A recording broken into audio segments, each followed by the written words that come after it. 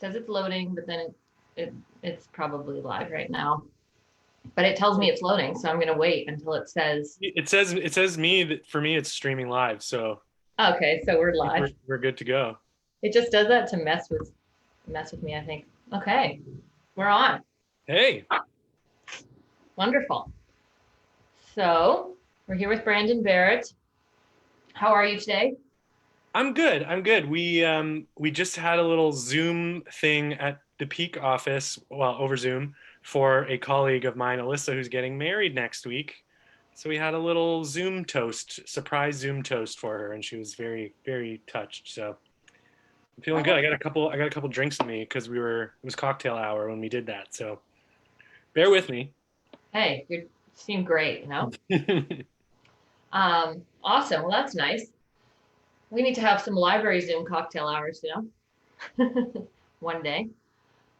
So what have you been up to during this quarantine? You've been working lots still? Uh-oh. Are you there?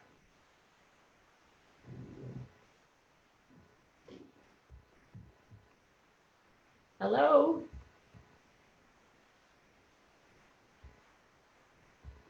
Okay, we've got a little bit of a glitch. Yeah. I might just close this and reopen it for Brandon.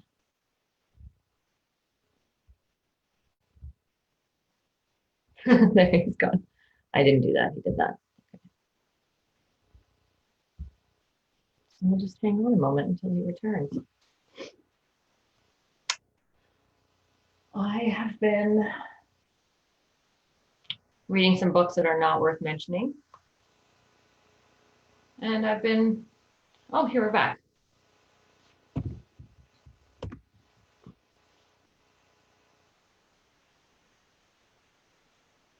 You're back.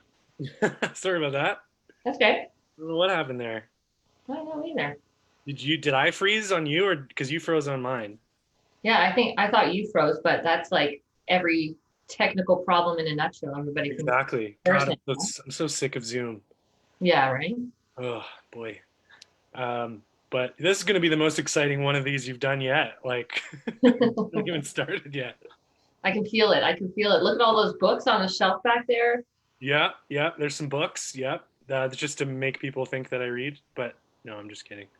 So what That's am I you supposed don't to have tell you? to. Do I tell you things that I Well, you like? don't have to even talk about books. Like for example, this last week I've been playing a video game What have you quite been playing? aggressively. So it doesn't have to be books. What have you been playing? The Last of Us 2. Oh my God, isn't it crazy? Yeah. Do It's you like play it too? I watched my friend play it, he's already beat it, and it's like looks like the most intense video game experience I've ever seen. It's It's incredibly like rich and layered and yeah, yeah, detailed. this there was a big scandal because they made the lead character a lesbian, and it's like Yeah, not and the there's a role. trans character too, right? I don't know yet. Like I haven't gotten very far because I had to take a break for like a week because I got so anxious. It's crazy. I couldn't believe like the writing that went into that game. Mhm. Just from the little I've seen of it, it's a pretty amazing. But I will talk about a book. Can I talk about a book? So, Absolutely. so I have it right here. This is a book that I'm not even done yet, but I feel like it's already changed my life. It is called The Book of Disquiet by Fernando Pessoa. And this book, if you've ever been to Lisbon, you've probably seen murals of this writer. He's like kind of a literary icon in Portugal. He was around, I think he died in the 40s or 50s, and he wrote this book over a period of like 30 years. And it is, I don't even know how you would describe it. There's no linear narrative. It is just like a series of almost like journal entries, but like the most eloquent, beautiful, soul searching journal entries you could ever imagine. And he didn't quite like achieve fame in his lifetime. It wasn't until after he died that they found a trunk where he had just pages after pages of writing. And he had this book not assembled. It was all in different scraps of paper and tissue, and he would write the margins of other things, and people assembled it into this book that he was envisioning. But of course, they didn't know what order it should go in or anything like that. So it's one of those books you can sort of just dip into whenever you want, and it's incredibly rich. Like, can I read you? Can I read you a little passage here? Love that. You're the first. Please do. Oh, really? Okay. You got to do reading time with a librarian, right? Yeah.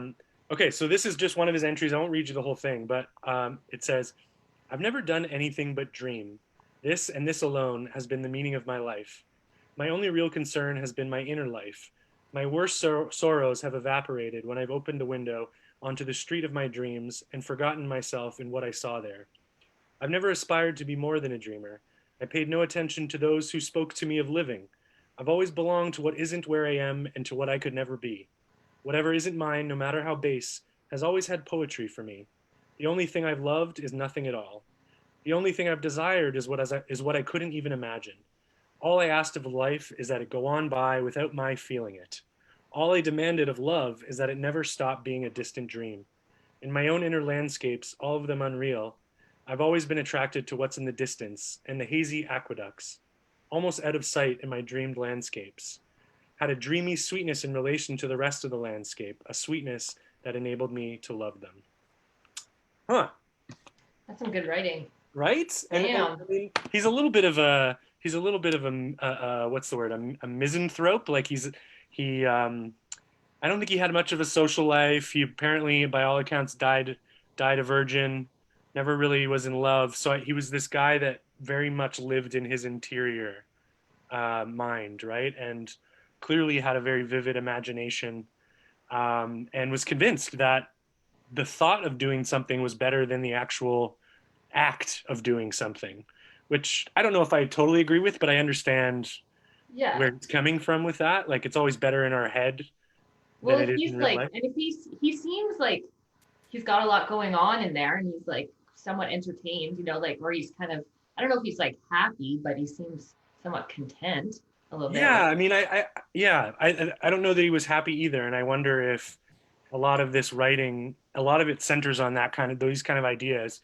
I wondered if that's just his way of justifying his unhappiness or his loneliness, to intellectualize it in sort of in a way, right?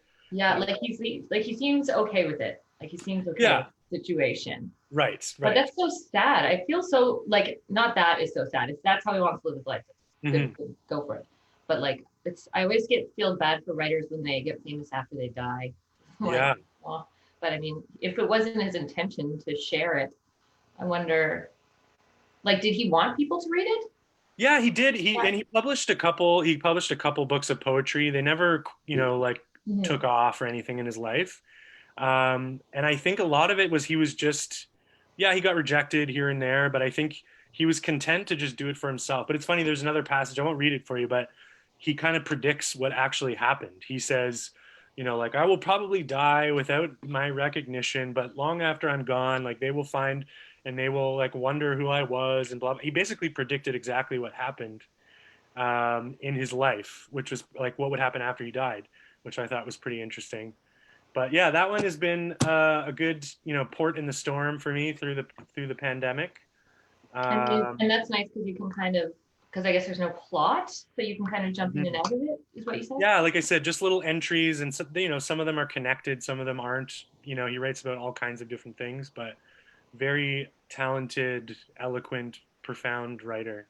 That's cool. What's the title and author one more time? So it's called The Book of Disquiet, and Mhm. it's by Fernando Pessoa, Pessoa, which, funnily enough, means human in Portuguese. Oh, Yeah, yeah, nice. or Well, person, I'll person, I look and think. see if hopefully the library has it, and then I can add it. I'm compiling all the things, and Oh, they're all nice. in a list now so far that I could find for people to access. So the good thing Cool. about older writers too is it's like way easier to Yeah, and it's find it. it's definitely a classic in a lot of circles. I think if you don't have it, it's probably worth having, at least in my biased opinion. Yeah, if we don't have it, are we even a library? Exactly. Come on, if you don't have obscure Portuguese literature, what are you even? That's awesome. What else have you got to share? You could talk about like podcasts too, a good audiobook. Maybe. I'll mention a podcast. I'm a huge podcast guy. Me I too. love podcasts. One that's really grabbed me. If you're into like the world of espionage and spy stuff, it's called Wind of Change. And what's really interesting about this podcast is like it's a sort of deals with hair metal, like 80s metal. Like, have you heard of the band The Scorpions? They're like a German rock band. They did that like Rock You Like a Hurricane song, Rock You Oh Like yeah. a Hurricane. So they do like very American 80s rock, like hair metal, but they're German.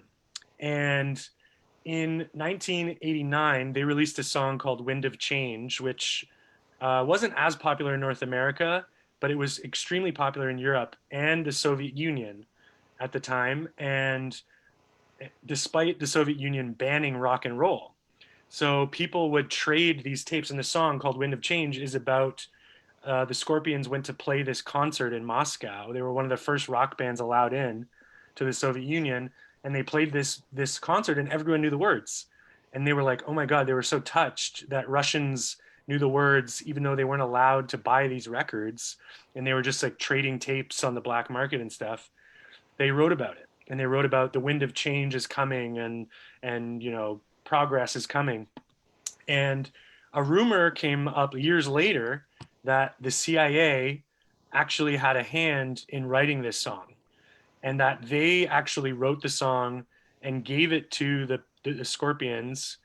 And the Scorpions played in 1989 this concert with Bon Jovi and who else? Bon Jovi, Motley Crue. They played this concert in Moscow in 1989, which is also rumored to have been put on by the CIA. And it's about, the CIA wanting to spread these sort of ideas of democracy in the Soviet Union. And it wasn't long after that that the Soviet Union fell. The Iron Curtain fell. And a lot of people think it was at least partially the cultural influence of these bands that came over, and in particular this song. So the whole podcast investigates this and gets into all this really crazy stuff. And, you kind of see these two, crazy worlds of espionage and 80s hair metal crossing over. And Great. nothing, I knew nothing about it beforehand. And it was, yeah, incredibly fascinating. Is it a bunch of episodes or is it like one long story or? It's eight, I think eight or nine episodes. Cool. Yeah, and they're about an hour or 45 minutes to an hour each. The big decider for me will be like if I listen to the song and if I think the CIA is cool enough to write a hair metal song. That's the biggest hole in the whole story. Right. Otherwise, Well, okay. it's not the first time that the CIA has done stuff like this, Yeah. and they will actually hire people. So there's tons of people, like if you know about Argo, do you know the movie Argo, Oh yeah. which was like, a fake film crew that went into Iran in order to try and release the Iranian hostages in the 70s when in the Jimmy Carter administration. So they hired a bunch of like Hollywood producers and directors and actors to convince Iran that this was the real deal, and they created this fake movie in order to gain intelligence inside Iran of this hostage situation. And they are, a lot believed to have played a major role in allowing for the release of the hostages. So, and it's not the first time. Louis Armstrong was a guy the CIA used during World War II to go and sing in different places and spread sort of American ideals. Dr. Zhivago, the film from the 40s, maybe was a CIA film. So like, it's not the first time that they've done this. They've all denied that they had anything to do with Wind of Change, but of course, if the CIA is still doing things like this, they're not going to tell you about it, right? Yeah. They're going to keep it hush hush. So it was really interesting, and a look into this world that you don't get to see too often. Super interesting. That is really interesting. Now I really want to I want to hear that too because I listen to podcasts all the time. And then Mhm. I also want to hear now a podcast about the CIA and pop culture because now Yeah, I'm and involved. this podcast gets into it. Like, it goes through the history of CIA's involvement in culture and music and stuff. So Definitely will learn a lot about that. I'll check that out too. What's that one called? It's called Wind of Change. Wind of Change. Right after the song. Yeah.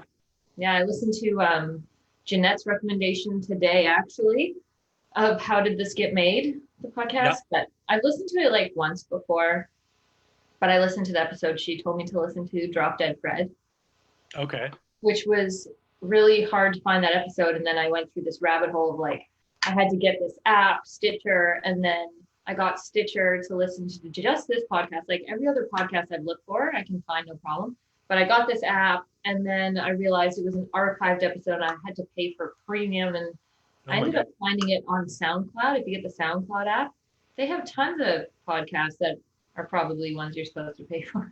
Right. I don't know. I was like, great, and it was hilarious. Jeanette was correct; it was very good. And Nice.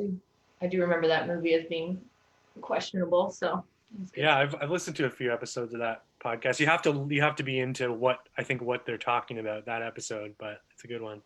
Mhm. Yeah, I finally finished The Stand by Stephen King on audiobook. It's on my shelf. I have not touched it. It's How big is it? It's like I'll show you this one second. Yeah, please do, because it's 47 hours long. It's like, look at this thing. What? That is not a book. Like, come on. It is how many Wow. pages? So good though. 1400 something pages. 1439. That's crazy. Come on. Ain't nobody got time for that, Stephen King. And I think he cut out like 400 pages from the thing. This is the not the director's cut, but this is the one where the edition, he's added that stuff back in, so it's even longer than the original version. I don't know if I'm ever gonna get into that one. I tried. It seems very bleak too. I mean, like a lot of listening is an easier way, I think, to consume that. So you're listening to the audiobook? Yeah, I just finished it. How long did that take you? It was 47 hours long. But it was like in a month or less, because I do a lot of stuff like around the house. I do a lot of driving. I work in stained glass in my house. So I do a lot of stuff that I can have on in the background. So, and I was really enjoying it. So I kind of powered through it. And it's not as much, I thought it was about a pandemic, but that's only the first like 3 hours, and the other 44 hours are about essentially like good versus evil and humanity. Oh, interesting. Okay. Mm-hmm. That's good to know. Yeah. Some books I think lend themselves more to audio than others. I feel like that Stephen King is probably good in an audio version, it's page turner. Yeah, it was great. I enjoyed listening to it. I don't know what a page turner is in audiobook terms. Yeah. A click, I don't know. Continue listening. Yeah. Continue listening podcast. It doesn't have the same ring to it. No, it doesn't. What about, do you have any like movies or documentaries to recommend? Yep. I had a film in mind I wanted to talk about. I came prepared, Kelly. I have a list. Nice work. So I'm gonna sound so like I already brought out the obscure Portuguese book, so I'm gonna sound like a little bit of a hipster here. But during the pandemic, or I think right before, I signed up for this streaming service called the Criterion Channel, and I don't know if you're familiar with the Criterion collection, but it's like film. They publish kind of out of print films, or films that were kind of innovative and really made a mark on the culture. So they have over 10,000 films, like from every era of cinema you could ever imagine, like dating back to the early 1900s.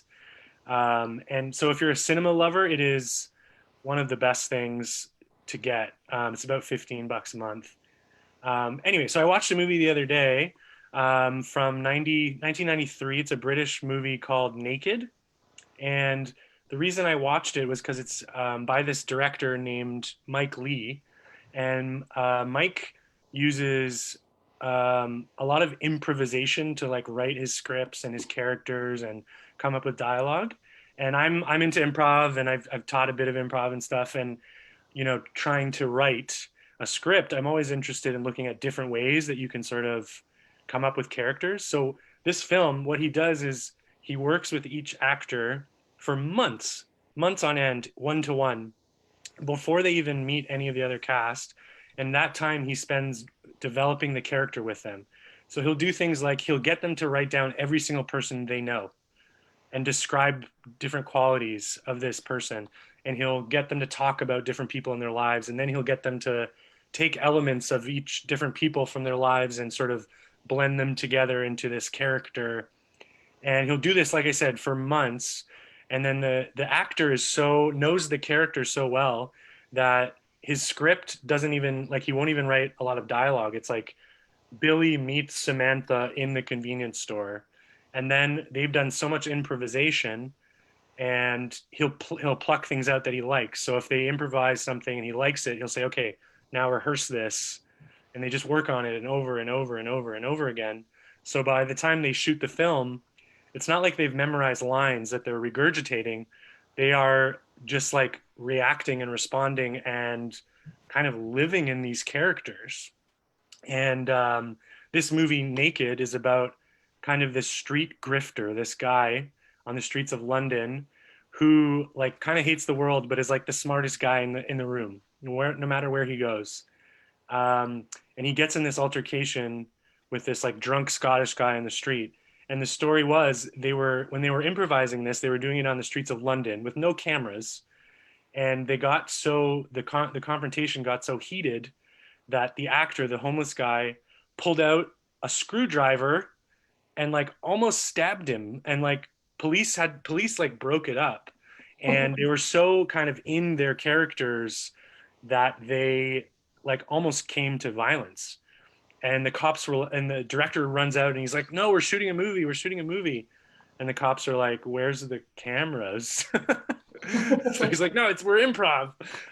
So anyway, it's a very, I want to say, well-written movie because there was some writing involved, but the dialogue is just so genuine and like it feels so lived in. A lot of movies you watch and it's like, that's a Hollywood thing, or nobody talks like that, nobody acts like that. This feels so real and yet so kind of profound. Like anyway, it kind of changed how I think about writing scripts and coming up with these kind of ideas. So anyway, it gave me a lot of fodder, grist for the mill, so to speak. That's amazing. Like it sounds like a longer process for writing. I think it's a pretty or making the film, but it sounds like it does the job. I'm really interested in watching that. Is it like a drama? Yeah, I would call it a drama. I mean, there's elements kind of, I guess they describe it as a dark comedy. It has some elements of humor and stuff too. So I guess like life, Yeah, exactly. Yeah. Yeah. But highly recommend, called Naked by Mike Leigh. Leigh is Leigh. Okay, I'm gonna check that out for sure. Yeah, I'm super interested. I used to be a little bit interested in script writing. I went to film school, really Oh yeah. mounted in a lot. That's like a lot of film school or dropouts, I know. But it's so interesting to hear about people who are serious in the methods they use. Like that's great. That's a crazy method. I guess it's almost like method acting, but you're just kind of becoming a person in a way. And the actors play such an important role in developing the character, right? Which is not for everyone. I think some actors are just want to be told what to do, and others it's that kind of process really inspires them, but definitely have to be committed. Naked. I'll check that out. Sounds awesome. What else do you have for us? Do you have anything else? Not really. Can I plug something that I did? Yeah, definitely. And also, I want to say too, I saw A Christmas Story. Is that what it's called? Whistler Vacation. A Whistler Vacation, A Christmas Story. That's another that exists already. I saw the Whistler Vacation. It was really, really awesome. Cool. Which one did you see, at the Fairmont or at More Young? More Young. Okay, cool. That was the better one, I think. It was the better. Oh yeah, it was so good. There was some good, pretty solid laughter coming from the front, from what I remember. Yeah. Did you hear the one person that her laughing was getting a little bit out of hand? Yeah. That was interesting. Yeah, that was. You guys really played through that well, though. We were not enjoying it backstage, but it was also like, at least she's having a good time. Yeah. What do? You shoot her with a water gun. You're like, hey, Yeah. Yeah. Stop laughing so hard. Yeah. But yeah, thanks for. I'm glad you liked it. But Mhm. Between Shifts Theater, this theater company in Squamish, is now in the midst. They put a call out for a bunch of Zoom plays. So it's called the Zoom Chronicles, and there were plays that were written for and recorded on Zoom, everybody's favorite, and they had to be sort of COVID themed. So the first one came out Tuesday, which was the one I wrote and directed, and it's also starring the lovely and talented Sarah Morocco, and Amy Reed from Squamish, and a new actor, Dave Francis, who did a great job for his first time. So you can find those on YouTube on Between Shifts Theater's YouTube page, and we're releasing one every day for 6 days. I think we're on day three now. Um, so yeah, go to the Between Shifts website or their Facebook page, and you can find some of Well, those. I'll post it to the list that I have of Oh, awesome! recommendations. Cool. Yeah, I'm definitely gonna check that out. That sounds awesome. Yeah, and they're a little rough around the edges, but then so is Zoom, right? Aren't we Yeah. all right now? What isn't rough around the edges, right? Exactly. Yeah. But yeah, that's what I got to plug for now. Thank you for allowing me. Oh, thank you for being here. That was awesome. No, this was fun. I literally could ramble about this stuff for hours, so thank you for containing me. Yeah. Well, we can have a part two later Okay. on. All right. Yeah, no problem. Thanks for coming on, Brandon. No, thank you so much. I appreciate it. It was a lot of fun. Cool. Have a good night. See ya. Okay, bye, Kelly. Bye.